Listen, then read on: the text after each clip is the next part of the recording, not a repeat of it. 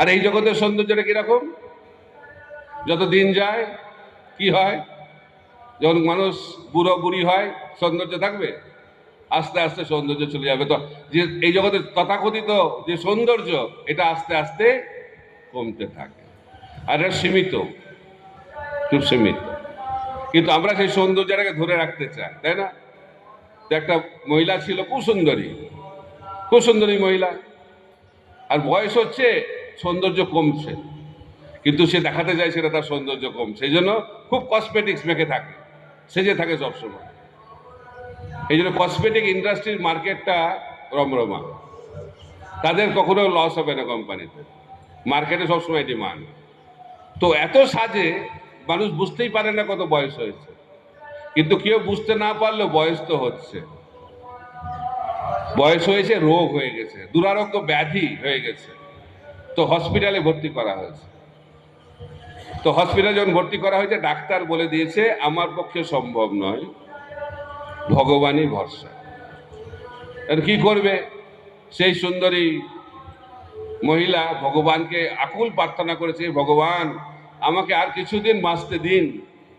তো ভগবান আবির্ভূত হয়েছেন, বলছে ঠিক আছে তথাস্তু, তোমার এত ইচ্ছা, আরো তুমি কিছুদিন বেঁচে থাকো। তো সেই মহিলা খুব খুশি হয়ে গেছে। তো ডাক্তারের কাছে এসে বলছে, ডাক্তারবাবু আমাকে ভগবান বলেছে আমি এখন কিছুদিন বেঁচে থাকবো। বলছে খুব ভালো, তাহলে আমি কি বাড়ি ফিরে যেতে পারি? বলছে হ্যাঁ, বাড়ি ফিরে যান। তো যখন হসপিটালে ছিল তো সাজগোজ হয়নি, তখন বাড়ি ফিরবে, তো আমার সাজগোজ করে বাড়ি ফিরছে। তো যখন বাড়ি ফিরছে, রাস্তায় যখন ক্রস করছে, তখন একটা গাড়ি এসে ধাক্কা মেরেছে, আর সঙ্গে সঙ্গে রাস্তায় সেই মহিলাটা মারা গেছে। তো মারা গেছে, তো মরে যাওয়ার পরে সে ভগবানের সামনে গেছে, ভগবানকে খুব রাগ দেখাচ্ছে, বলছে আপনি কিসের ভগবান? কিছুক্ষণ আগে আপনি বললেন আমি কতদিন বাঁচতে পারবো, কিন্তু হসপিটাল থেকে বেরোনোর সঙ্গে সঙ্গে আমি মরে গেলাম। আপনি কিসের ভগবান? বলছে দেখো, তুমি আমাকে ক্ষমা করো, যে রূপটা আমি হসপিটালে দেখেছিলাম আর যে রূপটা তোমার রাস্তায়, আমি তোমাকে চিনতে ভুল করে ফেলেছি, ক্ষমা করো। তাই আমরা যতই চেষ্টা করি না কেন মৃত্যুকে এড়িয়ে যাওয়ার আর সৌন্দর্যকে ঢেকে রাখার, এটা আমরা করতে পারবো না। কারণ জড়জগতে সমস্ত সৌন্দর্য একদিন শেষ হয়ে যাবে, কারণ আমাদের শরীরটাই একদিন শেষ হয়ে যাবে। কিন্তু ভগবানের সৌন্দর্য এই জগতের সৌন্দর্য নয়। ভগবানের সৌন্দর্য হচ্ছে চিন্ময় সৌন্দর্য, অনাদিকাল ধরে তার সৌন্দর্য বৃদ্ধি পাচ্ছে, কখনো সেটা কমে না। সেই কারণে কৃষ্ণ হচ্ছেন ভগবান। প্রভুপাদ উদাহরণ দিচ্ছেন, কুরুক্ষেত্রের রণাঙ্গনে কৃষ্ণের কত বয়স ছিল? 100-র উপর বয়স, তাই তো? দেখতে কেমন লাগছে? 16 বছরের যুবকের মতো, কারণ এটি হচ্ছে তার নিত্য বয়স। চিন্ময় জগতে কৃষ্ণের বয়স হচ্ছে 16 বছর, রাধারানীর বয়স হচ্ছে 14 বছর, নিত্য, তার কোনো পরিবর্তন হয় না। এই জগতে সব পরিবর্তনশীল। তো সেই কারণে কৃষ্ণ হচ্ছেন ভগবান। তো এটা গেল সৌন্দর্য। তারপরে জ্ঞান। জ্ঞান মানে কি? জানা। কি জানা? এই জগতের মানুষ বলে আমি খুব জ্ঞানী, কি জানে? হয়তো কেউ একটু সায়েন্স জানে, কেউ একটু বায়োলজি জানে, কেউ একটু কেমিস্ট্রি জানে, আমি অনেক কিছু জানি। একজন ডাক্তার, সে ডাক্তার হয়েছে কত বছর ধরে পড়াশোনা করে, কি হয়েছে? আই স্পেশালিস্ট, একটা চোখ সম্বন্ধে জানতে পেরেছে। আর এই জগৎটা কিরকম, কত বড় জড় ব্রহ্মাণ্ড, এরকম কত ব্রহ্মাণ্ড রয়েছে, অনন্ত কোটি ব্রহ্মাণ্ড রয়েছে। সে অনন্ত কোটি ব্রহ্মাণ্ডে অনন্ত কোটি জীব রয়েছে, আমরা কিছু জানি? কিছু জানি না। আমাদের জ্ঞান হচ্ছে সীমিত। এটা হচ্ছে প্রথম আমাদের কি বলে ঘাটতি। 2 নম্বর, আমরা অতীত এবং ভবিষ্যৎ জানি না। অতীত ভবিষ্যৎ জানি না, অতীতকে ভুলে গেছি, আর ভবিষ্যৎ অন্ধকার। ইংরেজিতে বলে past is the history, future is the mystery, live in the present, that is the secret of victory. এটা আমাদেরকে অনুপ্রেরণা দেওয়া হয়। কিন্তু সমস্যা হচ্ছে এই জগতে বর্তমান বলে কিছু নেই। এই জগতে বর্তমান বলে কিছু নেই, এই জগতে অতীত এবং ভবিষ্যৎ। আর বর্তমানটা হচ্ছে একটা ক্ষণিকের মুহূর্ত মাত্র, যেটা ভবিষ্যৎকে অতীতে পরিণত করে। এটা হচ্ছে কালের প্রভাব। কাল সর্বগ্রাসী, এই জন্য কাল আমাদেরকে হরণ করবে। এবং কিভাবে আমাদের সমস্ত কিছু হরণ করবে? মৃত্যু রূপে। কিন্তু ভগবান তিনি অতীত জানেন, ভবিষ্যৎ জানেন। তাই কৃষ্ণ অর্জুনকে বলছেন যে তুমি এবং আমি অতীতে অনেকবার জন্মগ্রহণ করেছি, কিন্তু তুমি ভুলে গেছো, কিন্তু আমি ভুলিনি। এইটা হচ্ছে জীবের সঙ্গে ভগবানের পার্থক্য। বোঝা যাচ্ছে? আর ভগবানের কাছ থেকে যেটাই নির্গত হয় সেটি হচ্ছে জ্ঞান। আমরা পড়াশোনা করে জ্ঞান লাভ করি। তো কৃষ্ণ অর্জুনকে ভগবদ্গীতার জ্ঞান দিয়েছিলেন, তার আগের দিন কি খুব পড়াশোনা করছে কালকে আমাকে লেকচার দিতে হবে? এই জগতে যারা লেকচার টেকচার দেয় স্কুল কলেজে গিয়ে, তারা কি আগে থেকে প্রিপারেশন নেয়? বলা হচ্ছে যদি 1 ঘন্টার লেকচার হয় মিনিমাম 2 ঘন্টা পড়তে হয়। তো কৃষ্ণ কি বলছে? আমি কৃষ্ণকে দেখা গেছে কৃষ্ণ ভগবদ্গীতা পড়ছে? কৃষ্ণের হৃদয় থেকে, কৃষ্ণের মুখ থেকে যেটা বেরোবে সেটি হচ্ছে দিব্য জ্ঞান। কারণ কৃষ্ণ হচ্ছেন সমস্ত জ্ঞানের উৎস, সেই কারণে তিনি হচ্ছেন ভগবান। তো জ্ঞান হয়ে গেল। এখন শেষ হচ্ছে বৈরাগ্য। এই জগতে যদি আমাদের কোনো ঐশ্বর্য থাকে, সেই ঐশ্বর্যের প্রতি আমরা আসক্ত হয়ে যাই, তাই না? যাদের টাকা আছে টাকার প্রতি আসক্তি, যাদের খ্যাতি আছে খ্যাতির প্রতি আসক্তি, যাদের ক্ষমতা আছে তাদের ক্ষমতার প্রতি আসক্তি, যাদের সৌন্দর্য আছে সৌন্দর্যের প্রতি আসক্তি, আর যাদের জ্ঞান রয়েছে তাদের জ্ঞানের প্রতি আসক্তি। কিন্তু কৃষ্ণের কাছে সবকিছু পূর্ণ মাত্রায় রয়েছে, কিন্তু তার কোনো আসক্তি নেই, কারণ তিনি হচ্ছেন ভগবান।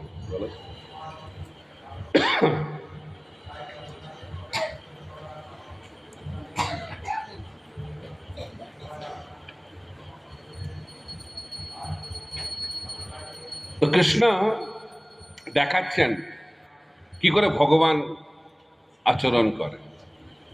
আমরা ভাবি ভগবান মানে একটা বড় বড় কিছু হবে, মহান ব্যক্তি, কিন্তু ভগবান হচ্ছেন তিনি সমস্ত মহানের থেকে মহান আর সমস্ত ক্ষুদ্র ব্যক্তির থেকে ক্ষুদ্র।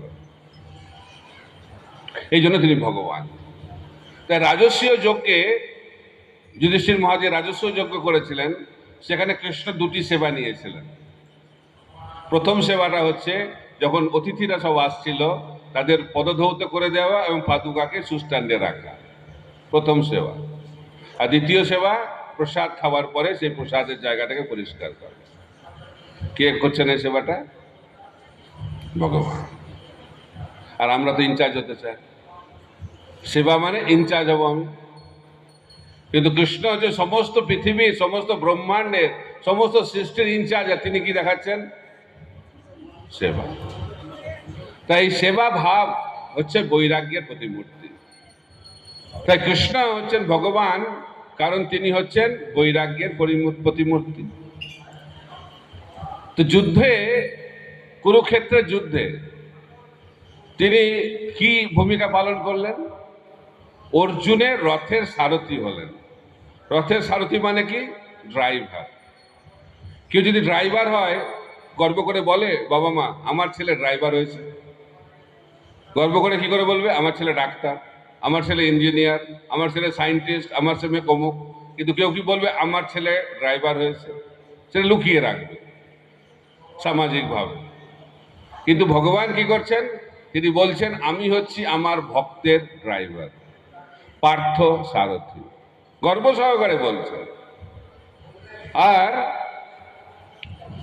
যুদ্ধক্ষেত্রে রথের সারথি হওয়া আরো মারাত্মক, কারণ যোদ্ধা তিনি তখন কথা বলতে পারেন না কোন দিকে যেতে হবে। তো সারথি কি করে বুঝবে কোন দিকে যেতে হবে? তো কথা তো বলবে না, তো পেছন দিক থেকে লাথি মারে। যদি ডান দিকে লাথি মারে তা ডান দিকে যেতে হবে, বাঁ দিকে যদি লাথি মারে বাঁ দিকে যেতে হবে, আর মধ্যেখানে যদি লাথি মারে সামনে যেতে হবে।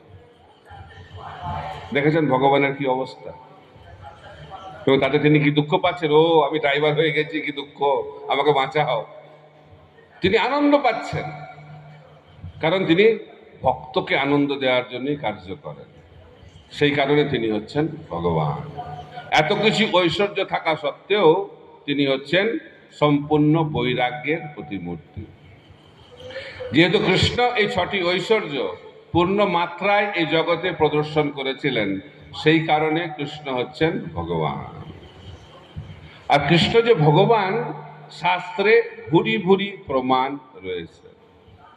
ব্রহ্মসংহিতা, বেদ, পুরাণ, উপনিষদ সব জায়গায় প্রমাণিত হচ্ছে কৃষ্ণ হচ্ছেন ভগবান।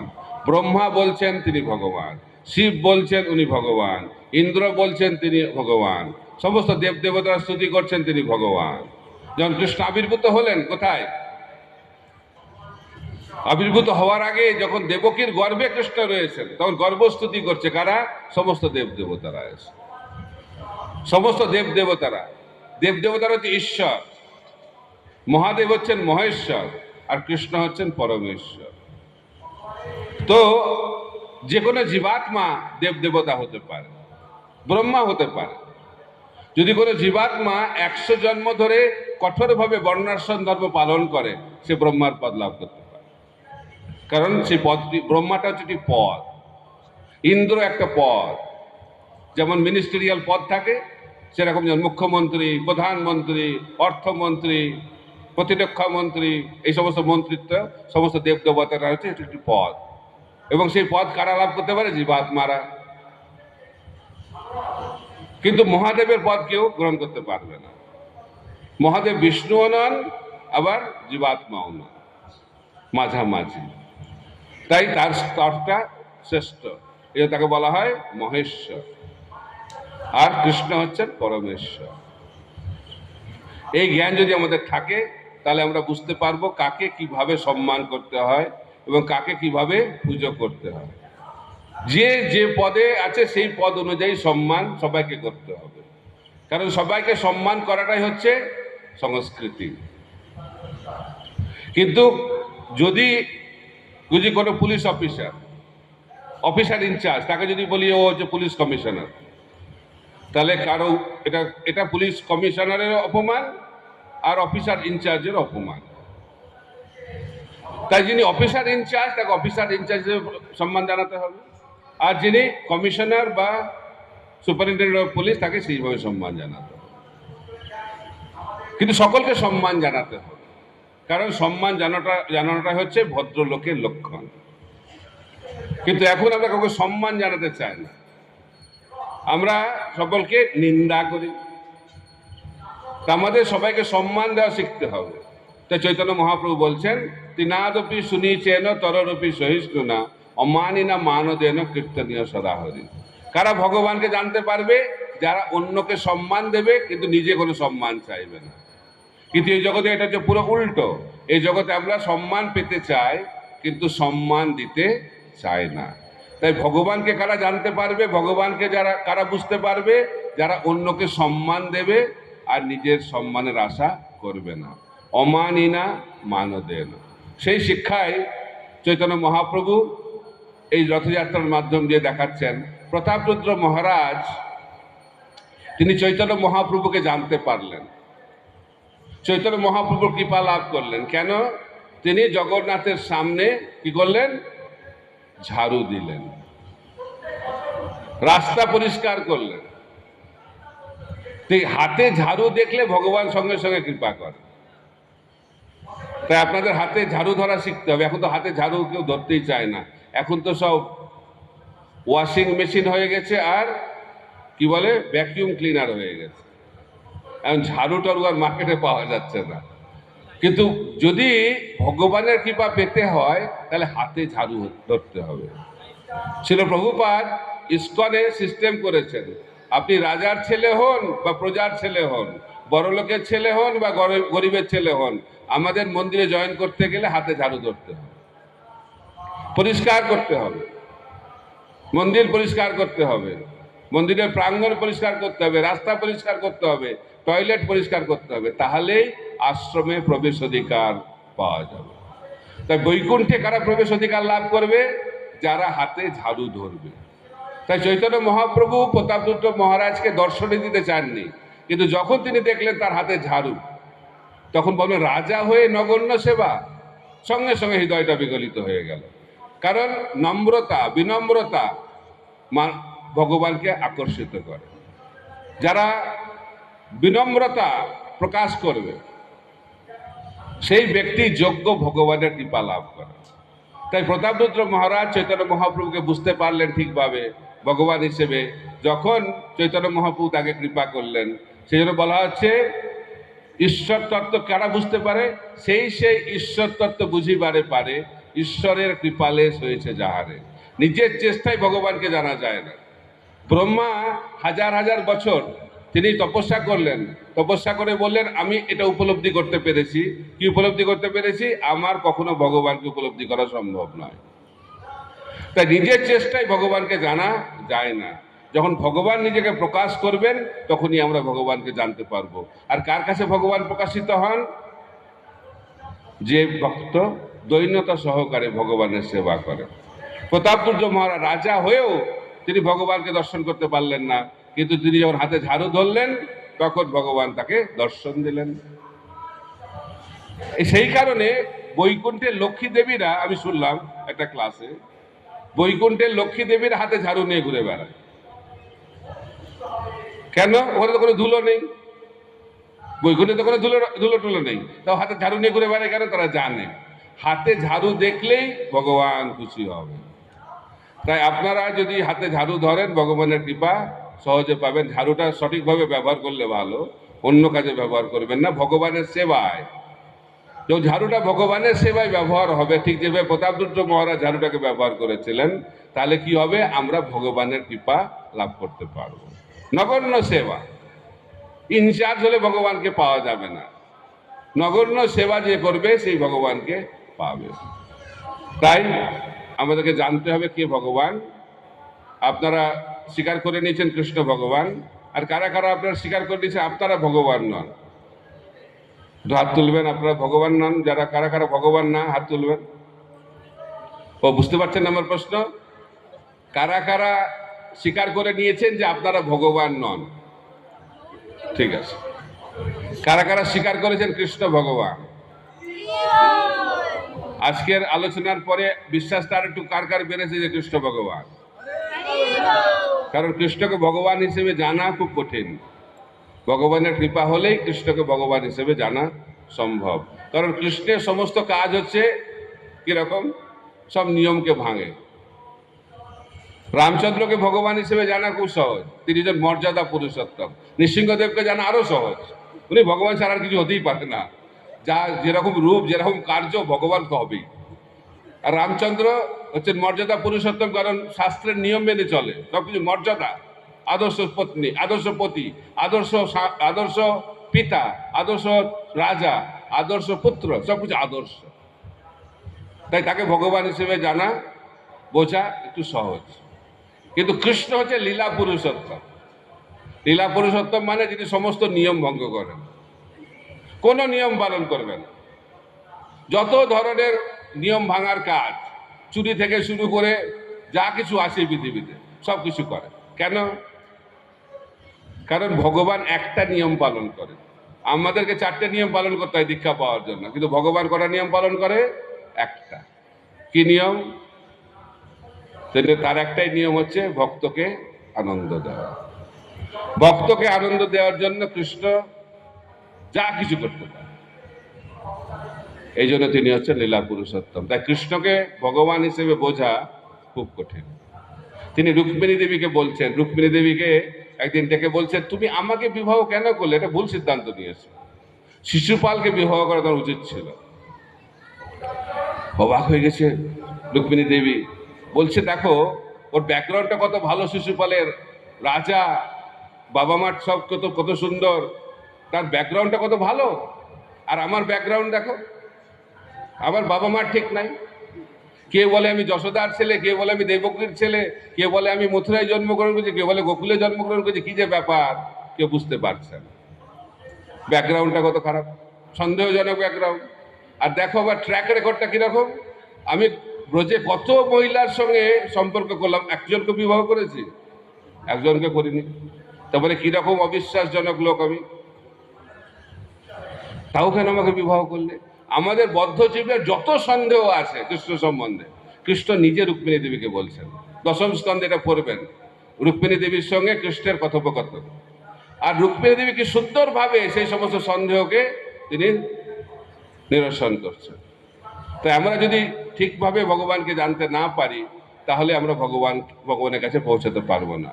এই জন্য বলা হচ্ছে জন্ম কর্ম চমে দিব্যম এবং য ব্যক্তি তত্ত্বত ত্যাক্তা দেহম পুনর্জন্ম নৈতি মামেতি সর্জন। ভগবদ্গীতায় ভগবান শ্রীকৃষ্ণ বলছেন, যে ব্যক্তি আমাকে ঠিকভাবে জানে, তত্ত্বত জানে, আমার জন্ম আমার কর্ম যদি ঠিকভাবে জানতে পারে, তাহলে তাকে আর পুনর্জন্ম গ্রহণ করতে হবে না।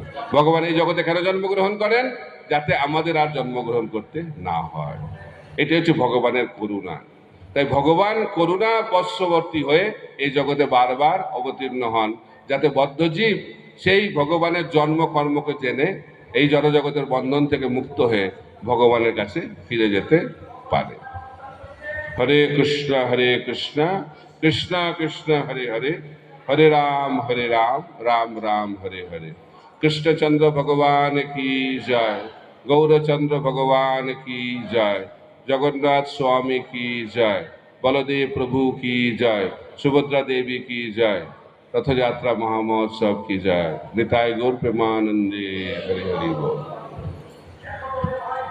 অসংখ্য ধন্যবাদ। এখানেই আমার বক্তব্য সমাপ্ত। হরে কৃষ্ণ, জয় জগন্নাথ। কোথায় ঘোষণা করবে কে? হ্যাঁ, নেবে? আছে কারো প্রশ্ন আছে? সাধারণত আমি যে অনেক জায়গায় ক্লাস দিয়ে যাচ্ছি, কেউ প্রশ্ন করে না, বলো এখানেও কেউ প্রশ্ন করবে না। মনে কারো প্রশ্ন আছে? টাইমও হয়ে গেছে। যদি প্রশ্ন থাকে একটা দুটো প্রশ্ন করতে পারেন, না হলে পরবর্তী অনুষ্ঠান আবার শুরু হবে।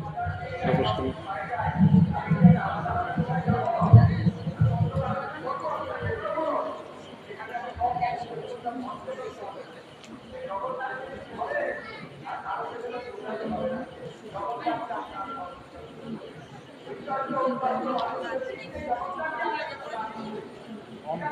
হরি বল।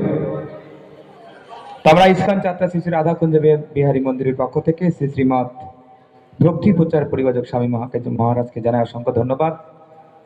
তিনি তার অনেক ব্যস্ততা শিডিউলের মধ্যে থেকেও এই শ্রী শ্রী রাধাকুঞ্জ বিহারী মন্দিরের ভক্তদেরকে একটু সময় দিয়েছেন এবং জগন্নাথ কথা পরিবেশন করেছেন। শ্রী শ্রীমৎ ভক্তি প্রচার পরিবাজক স্বামী মহারাজ কি, জগৎগুরু শিল প্রভুপাদ কি, নিতাই গৌর প্রেমানন্দে। জয় জগন্নাথ বলদেব সুভদ্রা মহারানী কি, চক্ররাজ সুদর্শন কি।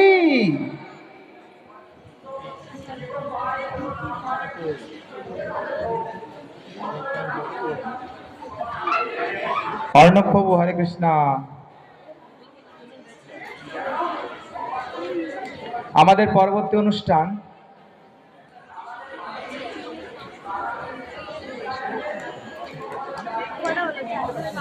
তুমি একটু কথা বলে আমি ফোনে এখন কি বলবো।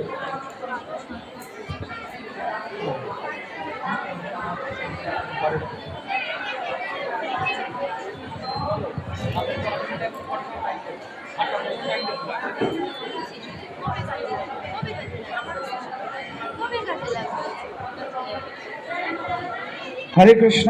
আমরা জগন্নাথ কথা প্রবচনের যে কার্যক্রম সবেমাত্র শেষ করলাম। প্রত্যেক দিনের মতো আজকেও বিশেষ বৈদিক নৃত্যানুষ্ঠান আপনাদের জন্য থাকছে।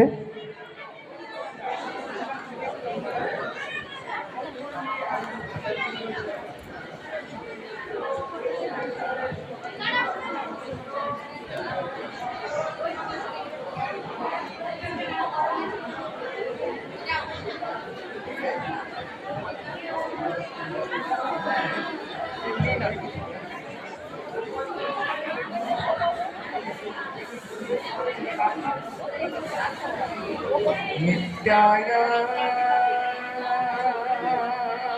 परमात्मने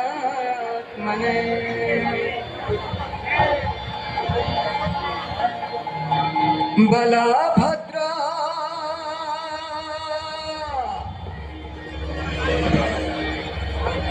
बलभद्रा भद्रा सुबह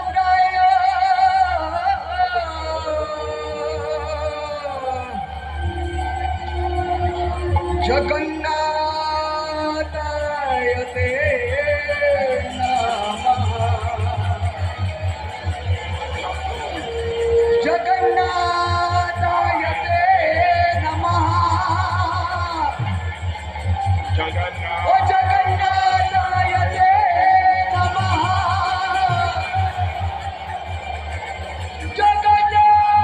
जगन्नाथाय ते नमः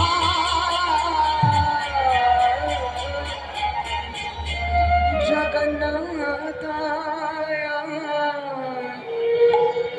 ते नमः